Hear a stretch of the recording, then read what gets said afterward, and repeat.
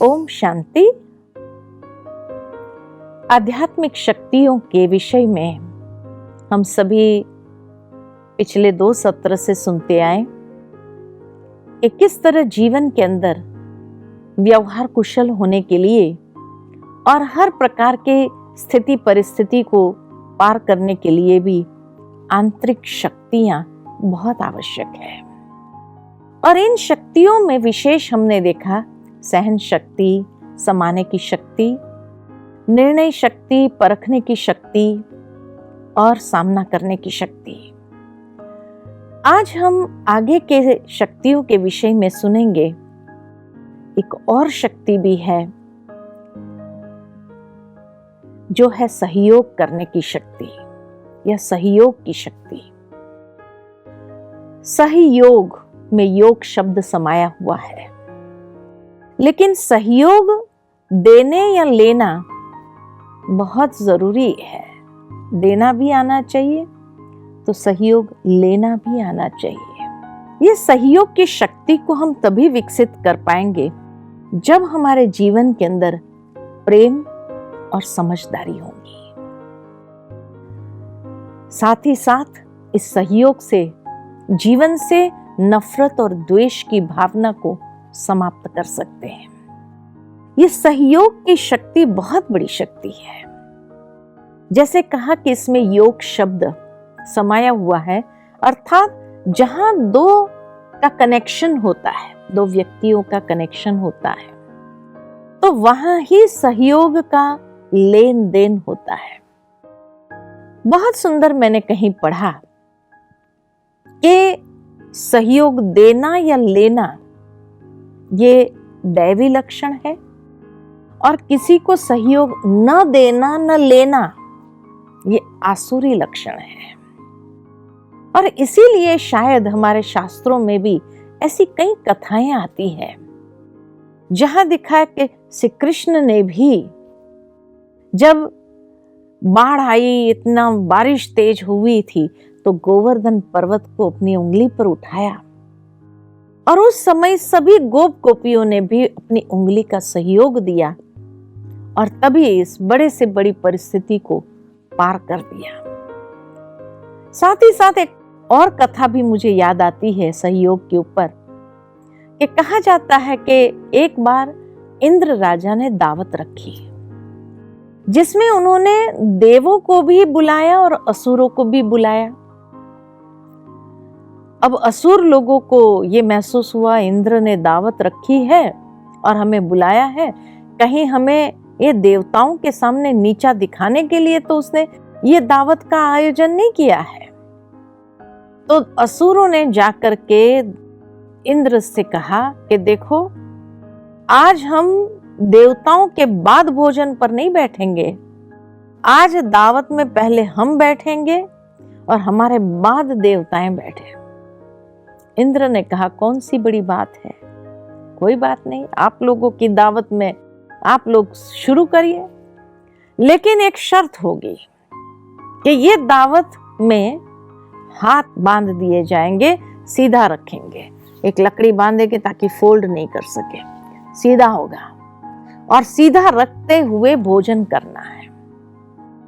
असुरों ने कहा ये अभी कौन सी इंद्र की नई चाल है। कहा नहीं, देवताओं के लिए भी यही शर्त होगी, आपके लिए भी वही शर्त है। कहा ठीक है, सबके हाथ बांध दिए गए। अब हाथ सीधे हैं तो इतना 56 प्रकार के भोजन रखे हुए हैं, लेकिन कैसे भोजन करें। तो असुरों के आपस में भी तो एक दूसरे से यूनिटी नहीं थी, तो इसीलिए जो है वो भोजन उछाल उछाल करके मुंह में लेने लगे और सारा जो हॉल था वो गंदा कर दिया। सारा भोजन इधर उधर बिखरा हुआ और भोजन ठीक से कर ही नहीं सके। कहा यह इंद्र की चाल थी, भोजन पर बुला लिया गया और फिर भी भोजन न करने देने की कैसी उसने खेल खेला हमारे साथ। बड़े गुस्से में आ गए इंद्र के ऊपर और कहा अभी देखते हैं, देवताओं के लिए भी वही शर्त है, ये शर्त सिर्फ हमारे लिए थी। इंद्र ने कहा नहीं, देवताओं के लिए भी यही शर्त होगी। देवताओं के हाथ भी बांध दिए गए और सबको कहा भोजन करो। उनके लिए भी 56 प्रकार के भोजन रखे हुए थे। अब देवताओं का तो दैवी लक्षण था एक दूसरे को भी आपस में स्नेह सहयोग से, समझदारी से चलने वाले। एक दूसरे के सामने बैठ गए, थाली नीचे रखी थी, एक दूसरे को खिलाने लगे प्रेम से। तो जहाँ प्रेम और समझदारी है वहां सहयोग देना या लेना सहज हो जाता है। और सभी देवताओं ने बिना गंध किए आराम से भोजन किया और बहुत अच्छी तरह से भोजन का समारंभ हुआ।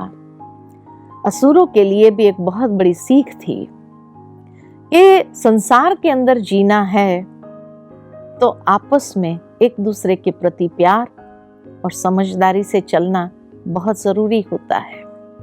इसीलिए कहा सहयोग देना और लेना दैवी लक्षण है, सहयोग न देना न लेना ये आसुरी लक्षण है। तो आपस में प्रेम, समझदारी, यूनिटी बहुत जरूरी है। तभी ताल से ताल मिलता है और एक बहुत सुंदर संगीत का निर्माण होता है। सारे म्यूजिकल इंस्ट्रूमेंट्स का भी आपस में जब एक दूसरे के साथ कनेक्शन होता है तो बहुत सुंदर अनुभव कर सकते हैं। इसी के साथ साथ सातवीं शक्ति जो है वो है विस्तार को संकीर्ण करने की शक्ति। जिस तरह हम मंदिर में जाते हैं तो हर देवी देवताओं का अपना अपना वाहन होता है, लेकिन जब शिव के मंदिर में जाते हैं तो बाहर तो नंदी होता है लेकिन द्वार पर कछुआ होता है। और कछुए की बहुत अच्छी विशेषता होती है कि जब कर्म करना है तो अपने इंद्रियों को विस्तार करता है और कर्म समाप्त हुआ तो इंद्रियों को संकीर्ण लेता है। ये सारे वाहन हमें भी कोई न कोई दिव्य लक्षण सिखाते हैं कि हमें भी अपने जीवन के अंदर किस तरह विस्तार में भी आना है, कर्म करना है तो। और जहां हमारा कर्म समाप्त हुआ तो अपनी इंद्रियों को संकीर्ण ले और अंदर ध्यान में एकाग्र करे। तो विस्तार में भी आना है और संकीर्ण भी लेना है। लेकिन ये विस्तार को संकीर्ण करने के लिए कौन से गुणों की आवश्यकता है? आवश्यकता है न्यारेपन की और अंतर्मुखी स्थिति की। जब हम न्यारा और अंतर्मुखी हो जाते हैं तो कौन सी कमजोरी के ऊपर विजय प्राप्त कर सकते हैं? हम अपने जीवन के अंदर लोभ वृत्ति के ऊपर विजय प्राप्त कर सकते हैं। आज देखो, कछुआ अगर रास्ते में भी चलता हो लेकिन जब खतरा देखता है तो संकीर्ण लेता है, और बड़ा ट्रक भी उसके ऊपर से गुजर जाए तो भी वो सेफ अंदर रहता है। ठीक इसी तरह जो व्यक्ति अंतर्मुखी होता है, न्यारा और प्यारा रहना उसको आता है, बैलेंस से चलना आता है, जहां जीवन में भी खतरा देखे और अंतर्मुखी हो जाए, अपने इंद्रियों को संकीर्ण ले, वहां सेफ हो जाता है। लेकिन कई बार कई लोग विस्तार में इतना आते हैं जो उनको संकीर्ण करना बहुत मुश्किल लगता है। एक बार एक पंडित था, तो पंडित गांव में रहता था तो इतना कहाँ कमा सकता था, तो उसने सोचा शहर जाता हूं, वहां अच्छी कमाई होगी। तो उसने अपनी पत्नी से कहा कुछ खाना बांध के दे दो, मैं जाता हूं। उसने अपने टिफिन बॉक्स बांध करके दे दिया उसको और पंडित निकला शहर की ओर जाने के लिए। दिन चढ़ गया था, सोचा चलो थोड़ा खाना खा लेता हूँ और आराम कर लेता हूँ। तो एक वृक्ष के नीचे बैठा खाना खाने के लिए। उतने में ही वहां वृक्ष के ऊपर एक कौवा आकर बैठा होगा जिसके मुंह में गंदे कीड़े थे, और जैसे वो कौवा भी खाने लगा और पंडित सीधा नीचे बैठा हुआ था तो उसमें से एक दो कीड़े उसके खाने में गिर गए। अब खाने में गिर गए तो पंडित ने सोचा रे रे रे रे क्या हो गया। उसने सारा खाना फेंक दिया और अभी कहाँ, शहर इतना आगे है, कहाँ जाऊं। वो वापस लौटा कि दूसरे दिन जाऊंगा। वापस लौटा तो पत्नी ने देखा कि भाई क्यों वापस आ गए, आप तो गए थे शहर के लिए, तो वापस क्यों आ गए। पंडित ने कहा बस ऐसे ही। बहुत पत्नी ने पूछा, जोर लगाया कि नहीं, बताना ही पड़ेगा, वापस क्यों आ गए, क्या ऐसा हुआ, क्यों वापस आ गए। तो उसने सुना दिया कि ऐसे, मैं बताऊं तो सही तेरे को, लेकिन तुम किसी को कुछ कहेगी नहीं, क्योंकि उसको मालूम था उसकी पत्नी का नेचर कि उसके पेट में कोई बात नहीं रहती है। तो उसने कहा कि कोई बात किसी को सुनानी नहीं है तुझे। कहा वचन देती हूँ किसी को नहीं सुनाऊंगी।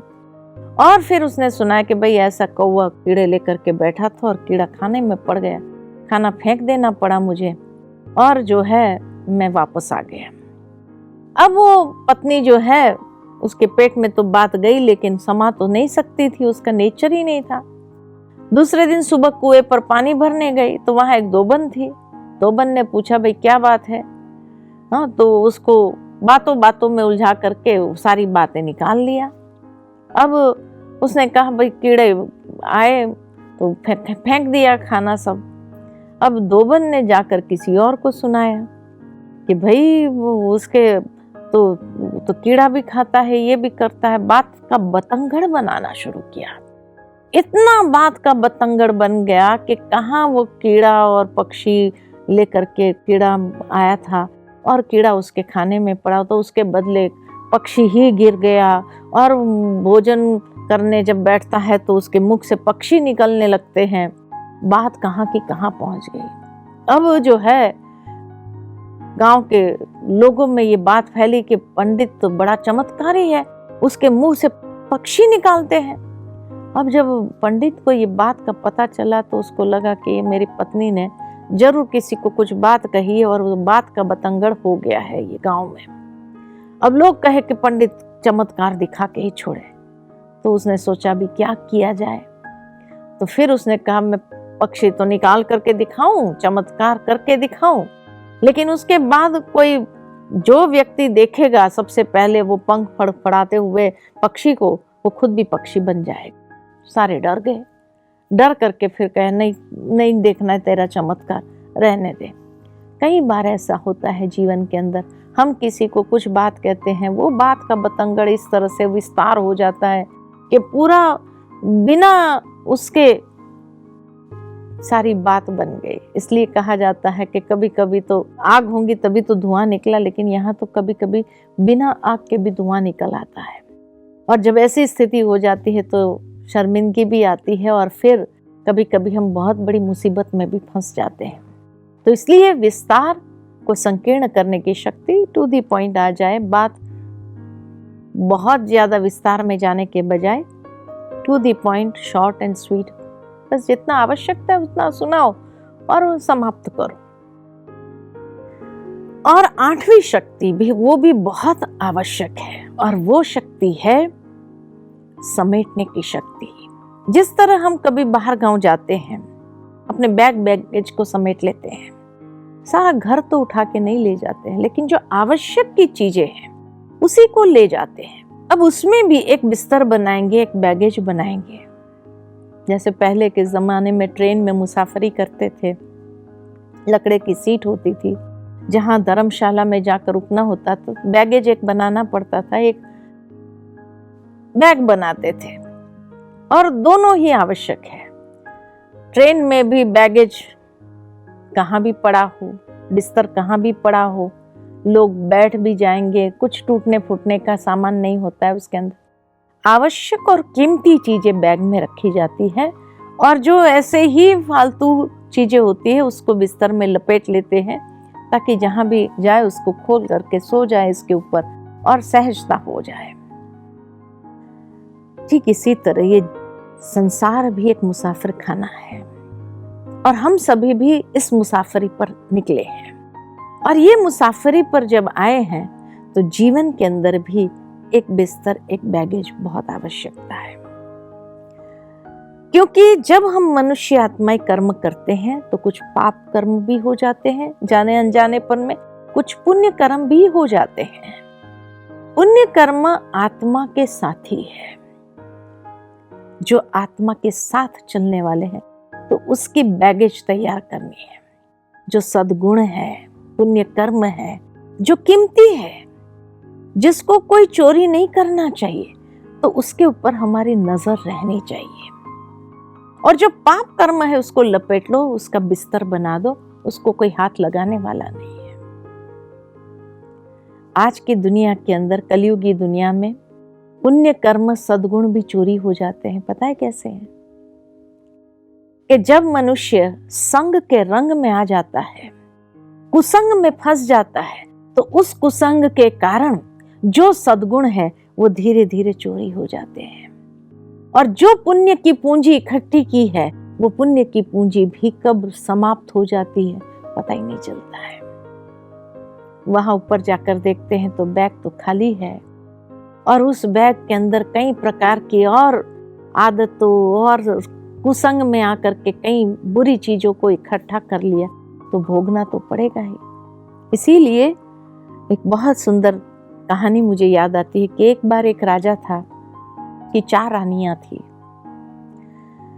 उसमें राजा सबसे अधिक प्यार छोटे वाली रानी से करता था। जहां जाता था आता था, उसको साथ ले जाता था, वो ये सब कुछ पूछ करके करता था।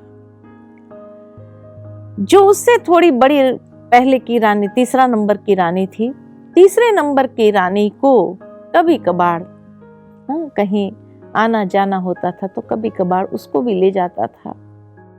दूसरी रानी को ज्यादातर घर में ही रहने के लिए कहा जाता था, और उसको ज्यादा बाहर नहीं, या कभी कोई मित्र संबंधी के यहाँ जाना होता था, कहीं आवश्यक कार्य होता था तो वहां तक जाने देता था। और जो पहली रानी था उससे तो नफरत ही करता था, से कभी बातचीत नहीं करता था, उसका हालचाल नहीं पूछता था, कुछ नहीं। इस तरह ये 4 रानियां थी। अब एक दिन जो है वो राजा की अंतिम स्थिति आ गई। अंतिम स्थिति आई तो उसने अपनी सबसे प्रिय रानी को बुलाया और कहा कि देखो, मेरा जाने का वक्त आ गया है, और तू मेरी सबसे प्रिय रानी रही है, हमेशा मैं तेरे को सब जगह साथ ले चला हूं, अब तू भी मेरे साथ आगे की यात्रा पर चलो, सती हो जाना मेरे पीछे। तो चौथी रानी ने कहा, ये मैं नहीं करूंगी, और उसने उसी समय उसने कहा, मैं तो चली, अब आगे की यात्रा तुम्हें अकेले को करनी होगी, मैं तेरा साथ नहीं दे सकती हूं। फिर उसने तीसरी रानी को बुला करके पूछा, तुम चलोगी मेरे साथ? तो कहा, देखो, मैं आपके लिए सारा बंदोबस्त कर दूंगी जाने के लिए, सारा आपका अंतिम क्रिया हो जाए तो वहां तक की सारी तैयारी कर दूंगी, आगे जाने के लिए मैं तैयार नहीं हूं, आगे तो आपको अकेले ही जाना पड़ेगा। उसने अपनी दूसरी रानी को बुलाया और पूछा कि तुम चलोगी मेरे साथ? तो उसने कहा, मैं स्मशान तक चलूंगी, आगे जाना तुम्हारा काम। बड़ा उदास हो गया कि मैंने इतना प्यार दिया इन तीनों को, फिर भी वो मेरे साथ चलने के लिए तैयार नहीं है। क्या ऐसा कोई नहीं जो मेरे साथ चलने के लिए तैयार हो? तो पहली रानी ने कहा, मैं हूं ना, मैं चलूंगी आपके साथ। तो उसने कहा, मैंने तो जिंदगी भर तुमसे नफरत किया, तुम्हारा कभी हालचाल भी पूछा नहीं, और फिर भी तुम चलने के लिए तैयार है? उसने कहा, हाँ, चलूंगी। ठीक इसी तरह हर मनुष्य के जीवन में भी ये 4 साथी होते हैं। आत्मा का सबसे पहला साथी है, पहली रानी है अपने कर्म, जिस कर्म के प्रति हम कभी ध्यान नहीं देते हैं। दूसरी हमारे साथी है हमारे मित्र संबंधी, जिसके प्रति हमने बहुत प्यार मोहवश आकर के उनको बहुत उनका ख्याल भी किया, वो हमें स्मशान तक छोड़ने आते हैं, आगे नहीं चलेंगे। तीसरी साथी हमारे हैं हमारे धन मिल्कत जो है सारे, ये धन मिल्कत हमें सजाने में, हमारी सारे अस्थियां स्मशान में जाने के लिए जो लकड़े आदि चाहिएगा उसको खरीद करके इकट्ठा कर देंगे। लेकिन चौथी रानी, ये अपना शरीर, जिस दिन ऊपर वाले का बुलावा आया, इस शरीर के साथ हर कर्म किया हमने, आत्मा और शरीर इस तरह से रहे जैसे कि एक दूसरे से इतना प्यार, इतना लगाव, ये चौथे साथी के साथ। लेकिन जिस दिन ऊपर का बुलावा आया, उसी क्षण, चाहे रास्ते में है, चाहे ट्रेन में है, कहीं भी है, ये शरीर हमारा साथ छोड़ देता है। कहता अब आगे तुमको जाना, यहां से एक कदम भी मैं आगे नहीं चलूं। और वहीं शरीर साथ छोड़ देता है। धन मिलकत हमें स्मशान में सारा खरीदारी करके वहां पहुंचाने के लिए, हमारी अंतिम क्रिया अच्छी तरह से निपटे, या उसी धन से लोगों में दान किया जाए, वहां तक साथ देता है। और जो मित्र संबंधी है, स्मशान तक हमें छोड़ता है। लेकिन जो साथ चलने वाला है, जिसके प्रति हमने जीवन भर कभी ध्यान नहीं दिया, वो है हमारे कर्म, जो हमारे साथ चलते हैं और आगे के जीवन को भी निश्चित करते हैं। इसीलिए उस पहली रानी जो वफादार है, उसके प्रति जागृत रहना बहुत जरूरी है। और हमेशा हमें अच्छे कर्म करना चाहिए, क्योंकि वही साथ चलने वाली, ये देह तो एक घड़ी भी, उसके बाद एक कदम भी आगे चलने के लिए तैयार नहीं होगा। जिसको श्रृंगारा, जिसको सब कुछ दिया, जिसको खिलाया पिलाया पोसा, सब कुछ किया, लेकिन यही छूट जाने वाला है। इसीलिए ये अष्ट शक्तियां हमें वो शक्ति अंदर से देती है कि किस तरह हम जीवन के अंदर जो पाप कर्म है उसको समेट ले और पुण्य की पूंजी को इकट्ठा करते जाए, क्योंकि आगे के जन्म को भी फाइनल फैसला वही देंगे। छोटी मोटी बातें जीवन के अंदर आती जाती रहती है, लेकिन उसको बिंदी लगा दे, फुल स्टॉप, उसका डिस्कशन न करे, ज्यादा उसके वर्णन में भी न जाए, नहीं तो कहीं कलह क्लेश हो जाता है फैमिली में भी। इसीलिए बातों को समेटना आना चाहिए, फुल स्टॉप लगाना आना चाहिए, और जो साथ आगे चलने वाला है, जो हमारी व्यवहारिक कुशलता को बढ़ाता है, जो ऊपर तक हमें साथ देता है, आगे की लाइफ में भी जो साथ, उसके प्रति हमें जागृत होकर के उसके प्रति ध्यान देना बहुत आवश्यक। तो इसीलिए ये अष्ट शक्तियां, सहन शक्ति, समाने की शक्ति, परख शक्ति, निर्णय शक्ति, सामना करने की शक्ति, सहयोग की शक्ति, विस्तार को संकीर्ण करने की शक्ति और समेटने की शक्ति, ये अष्ट शक्तियां, ये आध्यात्मिक शक्तियां हैं। और उसको जितना हम जीवन के अंदर विकसित करते जाएंगे, उतना जीवन बहुत सुंदर क्वालिटी का हो जाएगा और जीवन में हर कदम में सफलता का अनुभव करेंगे। ओम शांति।